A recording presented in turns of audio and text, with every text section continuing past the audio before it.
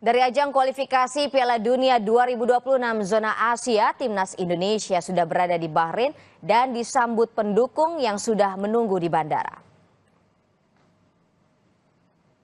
Kedatangan anak asuh Sinteyong di Bahrain disambut WNI yang sudah menunggu mereka di bandara. Tomaya dan kawan-kawan mulai berkumpul di Bahrain pada hari Minggu sebelum bertanding pada 10 Oktober mendatang. Sinteyong memanggil 27 pemain untuk bergabung.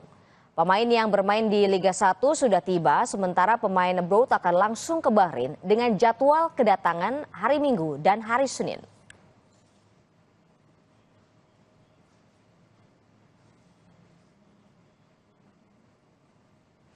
Menanggapi kabar adanya potensi pelanggaran jika timnas memainkan Mesdan Eliano, manajer timnas Indonesia Sumarji bilang Mesdan Eliano sudah bisa dimainkan lawan Bahrain karena sudah didaftarkan ke FIFA dan sudah sesuai aturan.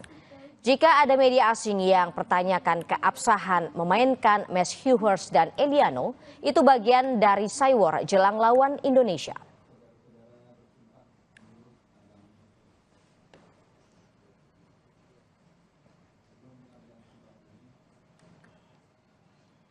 Eliano dan Mes sudah terdaftar di skuad yang ada di kita. Dari 50 pemain yang kita daftarin, namanya dia sudah ada. Sudah.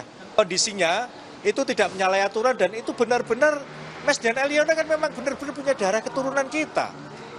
Gimana sih? Kenapa harus dipertanyakan? Saya kira mereka saja yang mencari-cari supaya kembali lagi. Ini adalah taktik dan strategi mengalahkan suatu peperangan. Informasi tadi sekaligus menutup jumpa kita. Saya Gracia Dur. Dan saya Gita Markesri pamit undur diri. Terima kasih dan sampai jumpa.